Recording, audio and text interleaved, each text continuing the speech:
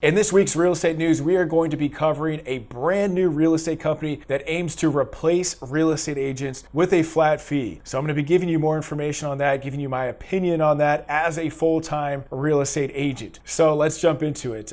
Here we go. After winning a landmark case against real estate agents, this startup aims to replace them with a flat fee. So one of the people that started the whole Sitzer Burnett landmark real estate case, he is starting a brand new startup. It all began in 2017. They were trying to sell their property and they were frustrated that they had to pay 3%. They were under the impression that they were basically forced, coerced, bullied into paying 3% to a buyer's agent when they did not want to pay that. So he basically talked to his neighbor who happened to be a lawyer and they ended up doing a class action lawsuit, and they won a significant amount of money, $418 million in damages to settle these lawsuits, paid out by different real estate brokerages. Now, I don't think Joshua Sitzer himself made much money at all from this lawsuit. I think it was like, I've heard 35% of the $418 million went to the attorneys, and then the rest was split between thousands and thousands of sellers out there. So I think all in all, it was like a very nominal amount. Correct me if I'm wrong, but I don't think the sellers necessarily made that much. However, it did change the laws a bit. So now there's a participation rule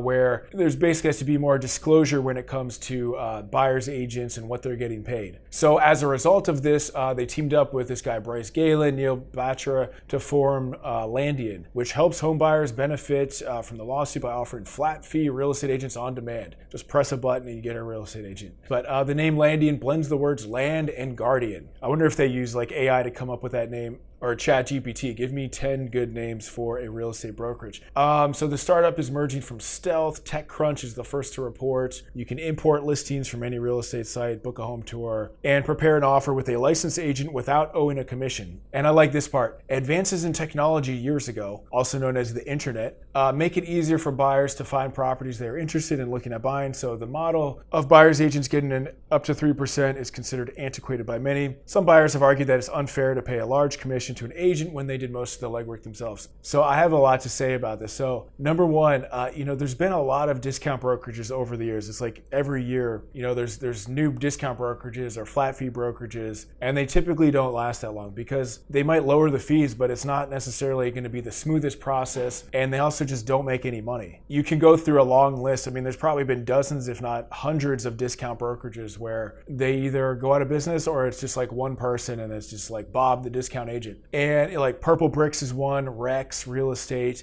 Compass. The brokerage Compass was actually a discount brokerage. It started as a discount brokerage as far as I'm aware. But then they quickly pivoted. They quickly realized, hey, you're not going to attract good agents if you don't offer them any money. And the consumer, they're not necessarily concerned with saving every last dollar. They want their dream house. They want a smooth experience. They want to work with a professional. So buyers have the option to pay a la carte for Landian, $49 for each home tour and $199 for an offer prep. If they want more hand-holding, they can cough up a flat fee of $17.99, which includes up to 5 home tours, 2 offer prep sessions, with additional services on an a la carte basis. And they only have to pay for that upon closing. So what if they look at like 20 houses, make 3 offers, and then don't buy anything? Do they owe, I don't know, $5,000, $6,000, $10,000? So if you don't end up buying a house and you commit to that agreement, you don't owe anything. With Landian, home buyers are protected from the new reality of paying exorbitant commissions that eat into their closing costs. Well, I'll tell you this much. From being a full-time real estate agent for the last 10 years and having worked at a discount flat fee type of brokerage, being protected is a big part of real estate and buying a house. And you really want, at least in my opinion, somebody that has gone through this process hundreds of times and is like fully invested in every last detail. Because in real estate, it can just be one little missed initial, one little date that you miss, deadline that you miss, where you could lose tens of thousands of dollars, you could lose your dream house, you could get sued, you could get into some bad positions. So I don't know how, if they're just paying people like $50 for each home tour and they're just paying them, a few $100s,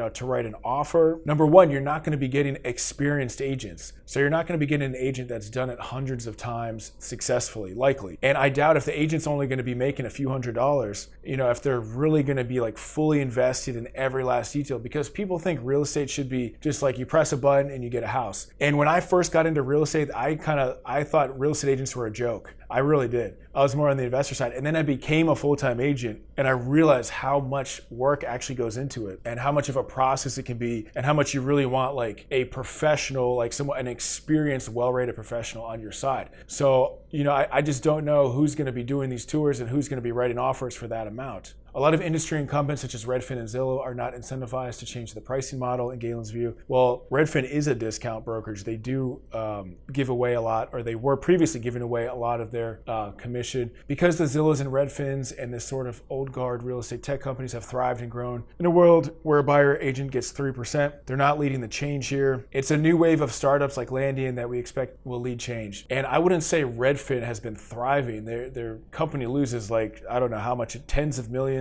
of dollars every single year, and they don't exactly have like the best review. Like if you look up Redfin reviews, they don't have like amazing reviews. Like I like their website. Their website is really good. But let's keep going further. It's a new wave of startups like Landian that we expect will lead change. Like every discount and flat fee brokerage that starts, they all call themselves like these like tech companies, and they're so innovative. Like no one's ever done this before, even though there's been like hundreds of other companies that have done this before.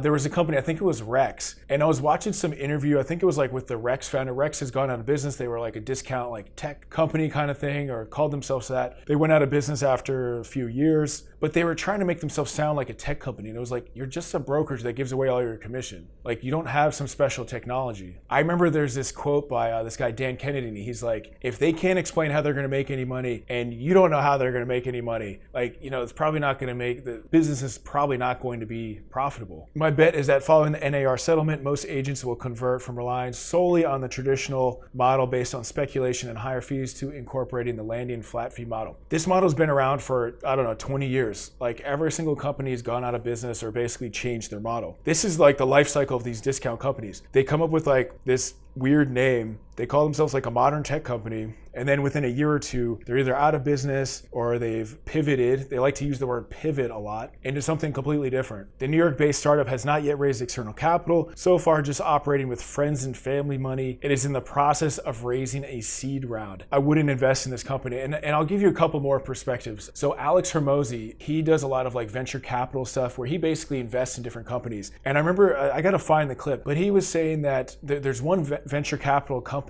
where they will not invest in the startup if the founders have not like worked in the industry for like 10 years or something like that. And he was saying it was because of the ignorance, I think he called it like the ignorance tax, the ignorance debt, that if you're just in an industry for like 10 years, you just learn a lot more things than if you haven't been in that industry. And from everything I can tell, these guys that are starting this new real estate startup, they haven't been in the real estate industry. So it would be like me, who's been in real estate like 10 or 15 years, going into some completely like unrelated industry just because I think there's like, some opportunity there. And yeah, it's always possible that it could work, but it's a much higher possibility that it's not going to work. So I'm going to pull up this guy's LinkedIn. I hope this is the right guy. I hope I'm not just like roasting some random Joshua Sitzer that's somewhere else. But Kansas City, Joshua Sitzer, this guy kind of looks like the type of guy that wouldn't want to pay a real estate agent. He's got a little smirk on his face. He's got all these like LinkedIn buzzwords, technology. Discount brokerages love to say they're like the tech companies, AI, collective intelligence, and whatnot. But what worries me is that he doesn't have any background in real estate whatsoever. His background in real estate is that he sold one house in Kansas City, didn't want to pay 3%, found this loophole where they were able to sue these real estate brokerages. And now as a result of that, he's starting a company. And another insight I heard when starting companies, like before you start any business, you should definitely have experience, like 10 years of experience would be nice, or any type of experience. But you should also do research on the history of these types of companies. And I wonder, before they raise the seed round, which I'm sure they'll probably raise some money, it was a huge lawsuit. Maybe they even got some money from that. I don't know. I'm sure they're going to raise some amount of money. But it's like, have you really done the history? Have you looked at Purple Bricks, Rex, all these dozens, and maybe there's hundreds of discount brokerages that have gone out of business that haven't been able to scale? And another thing I want to add is that Redfin is already basically saying the model's not going to work. And Redfin is a company, like a discount brokerage, that loses like tens of millions. I don't know if they've lost hundreds of millions. Like, they're not a profitable company.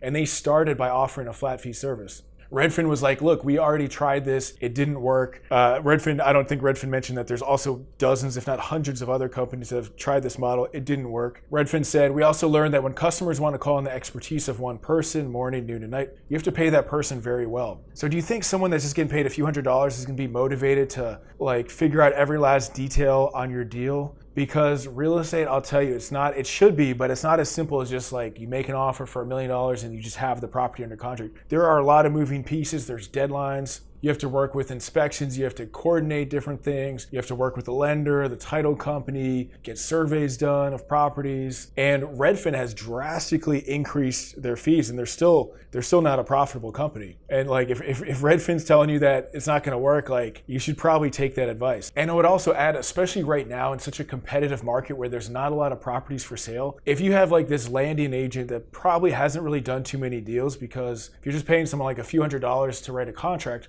most, like a full-time agent is not going to do that. So let's say you found your dream house and you're trying to win it, and you got a landing agent going up against like an agent that might be making a little bit more on the transaction and maybe has done hundreds of deals and knows how to win these contracts, knows how to talk to agents, knows how to write offers, and is super motivated because maybe they are making a decent amount. Who do you think is going to win that offer? I was talking to a real estate agent recently, a very successful agent, and we were just talking about how real estate can be very difficult to win offers when you have like all of the right players, everything in place. You have the best lender, the best, highest rated local responsive agent. You have the best title company. It can still be hard to win offers when you're going up against 3, 4, 5 offers, or just in any type of competitive environment. And if you're just paying agents a few $100 here and there, like number one, just to make $10,000 a month as a company, it's like how many deals would you have to do? I mean, you'd have to do like 30 or 40 transactions per month just to make like $10,000 a month. And that's just very, very rough math there. But like there's not going to be any margins here. So overall, like agents are not worried about this brokerage. They're all kind of saying the same thing. They're like, hey, like this model's been tried hundreds of times before. Like we're giving you a heads up here. Don't raise money for it. Even Redfin is like, look guys, we've done this before. It doesn't work. And Redfin has been doing this like kind of more like the flat fee discount model for, I don't know, 20 years. And they have less than 1% market share. And I think that should kind of tell you a lot about the,